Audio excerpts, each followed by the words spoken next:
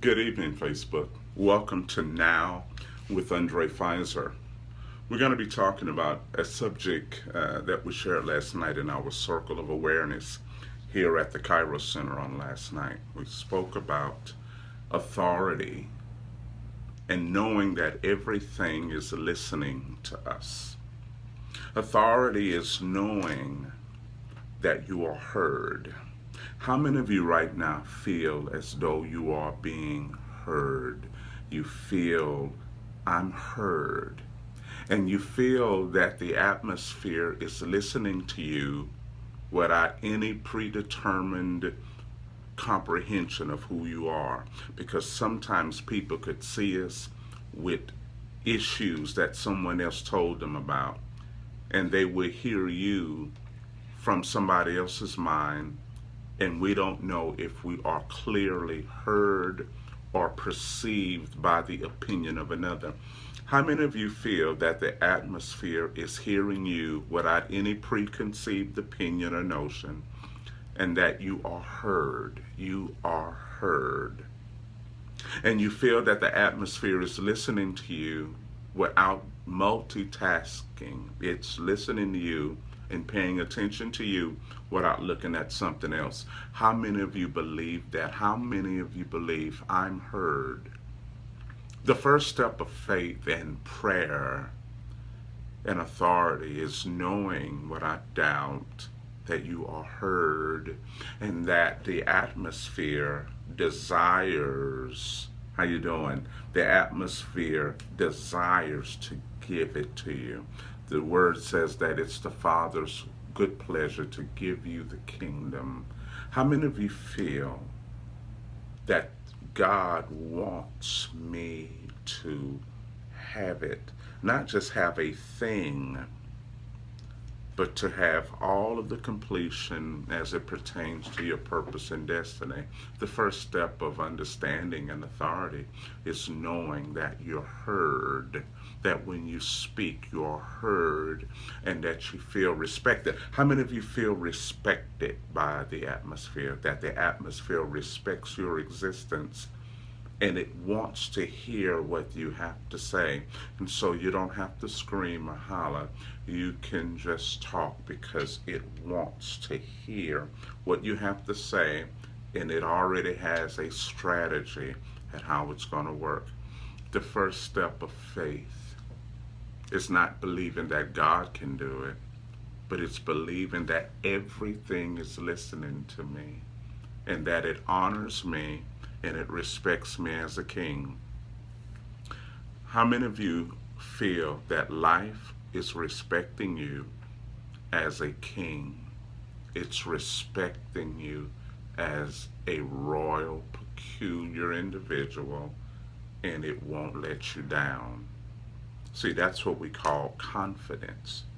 Confidence in knowing that God pre-wired every element in the earth to listen to us and to follow us and to help us achieve purpose. Now, it's not about helping us achieve selfishness and false sense of illusions of wealth and selfishness or what have you, and manipulation, but that the atmosphere is already wired to assist me or you in my journey of divine pursuit. The thing about Christ's consciousness that was so amazing is that he knew that everything listened to him. Rain listened to him. He just didn't pray out of desperation because I don't want to lose my house.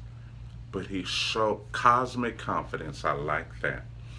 He showed that all of the elements obeyed him, knowing that it was a benefit to do it. How many of you feel that life knows the benefit of following your instruction? See, one of the greatest steps of faith in walking as a king is to know that life is benefiting by following your instruction.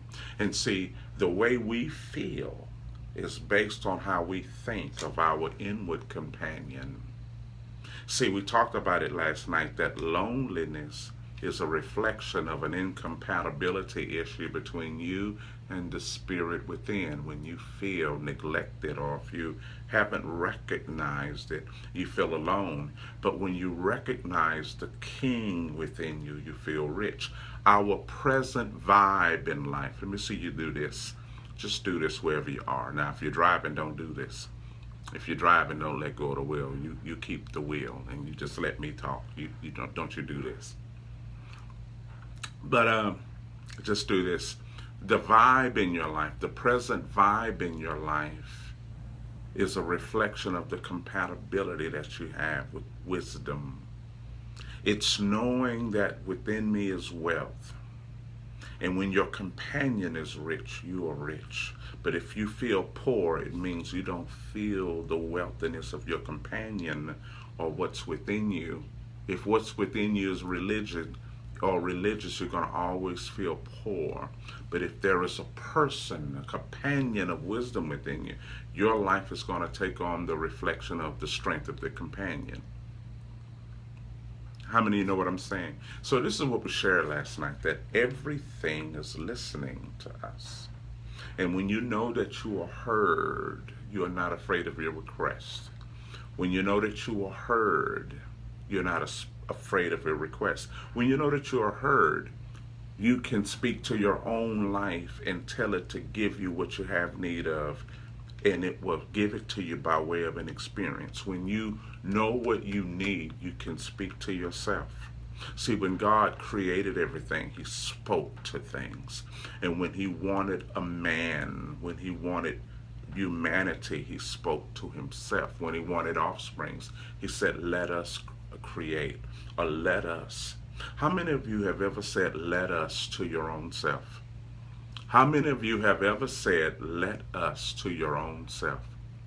How many of you have ever spoke to yourself knowing that the creative power within you is going to produce what is going on? You speak to yourself.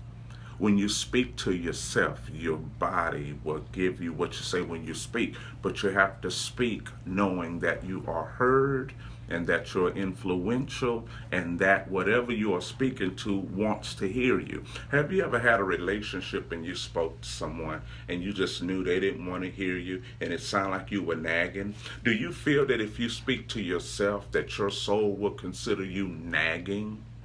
See, whenever you speak, you have to know that whatever you're speaking to wants to hear what you have to say. This is the beginning foundation of what we call faith and confidence. See, prayer is not just saying, Lord, I just want you to cut my lights on.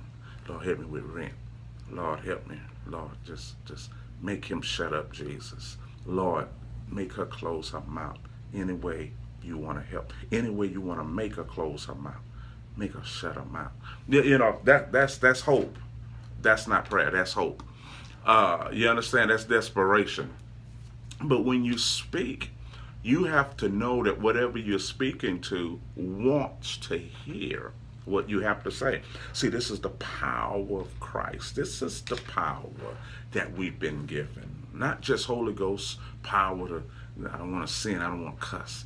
But this is the power. When you speak, whatever I'm talking to wants to hear what I'm saying.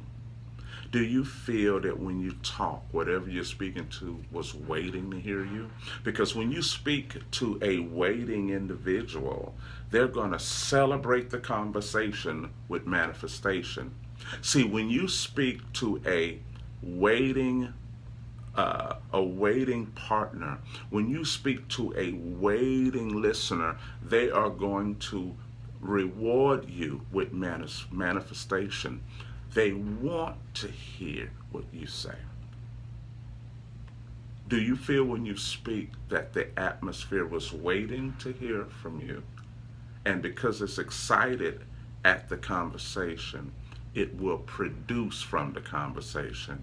So I'm putting something in your mind. I want you to see it. That when I talk, whatever I'm talking to wants to participate with me. Whatever Wendy, Carol, Sheila, Yvette, Jason, Bridget, Daryl Turner. How you doing? All of you guys that are on. Some names I've missed. Yvette, July. Yeah, whatever, and Carol, whatever I'm speaking to wants me to talk to it. Now, see, this sounds really good. It sounds good, but there is an experience. See, this is where it has to become, hey, Bridget, this is where impartation comes in. It's impartation is taking theory, cool, exciting theory, and loaning your life as a sacrificial offering to the theory. How many of you have given your life without barrier to your theory? See, in order for your theory to become true, you have to give your life over to the theory. You can't have a safety net and have theory, because theory will never become impartational when there is a safety net and you just have empty theory of good talk and good rhetoric. But if rhetoric is going to become revelational, you're going to have to give your body over as a guinea pig to it. Let the theory try you. How many of you are allowing your theory to try you? You are allowing what you know to try you. If you're going to walk into this divine image, because you just don't obtain a divine image, you are already the divine image, and the Father is creating experiences for you to activate the practicum in it, the tangibility of it. You're moving from gift to a lifelong impartational power that will last for the rest of your life and death. That impartation will reside within you all of your life, whether you're present or not. So you have to know that everything is listening to you and that it wants to hear you. That's the thing that Jesus mastered. He knew that everything wanted to hear him. The elements wanted to hear him more than people, so he could speak to rain and he could speak to fish. He got his taxes paid from a fish. And I wrote this in one of my books, that I believe that somebody dropped a money sack years ago and this fish swallowed it. And it just swam and swam, waiting for the divine vibration or a command that would lead him to the net where Peter was. He was waiting for it. Jesus said, "Oh, the first fish you catch is how money's in it." He had this feeling that it's over there. He had this absurd feeling that, oh, just go catch a fish, it's in there. He just had it. And it looks good to read in the Bible, but how do you create this reality in your life, in your practicum? So you have to know that when I speak, everything wants to hear me, and it hears me without any preconceived notion of who I am. In other words, the atmosphere will listen to me without considering what somebody else said about me. Because one thing about purpose and destiny, it only responds to your voice. Purpose and destiny doesn't listen to anybody's rumors concerning you, and they could be true. But destiny will never listen to anybody's accusations about you. That's one thing about the atmosphere. It's non-biased. It's not influenced by people's opinion. It knows you, whether you're perfect or not, or a fool or not. It knows you. The atmosphere knows you, and it knows the divine vibe that God thought when he created you. It only responds to the vibe of God. It doesn't respond to anybody who hates you. So your haters have nothing to do with your purpose, because destiny doesn't listen to them anyway. The atmosphere doesn't hear any preconceived notion. But you have to know that I'm heard, and it's not struggling to hear me. And it wants to do what I ask it to do. See, this is the seed of confidence. Let me hear you say, seed of confidence. So before I go, ask yourself, do I really feel this way about myself? Do I really feel this way about myself to the point I will give my life to it? I will invest my life as an offering to my theory in order for it to become the truth. I will invest my life. I will invest my life to my theory in order to create the truth with it. You understand? Yeah. Do you feel heard? because your life confidence is based on how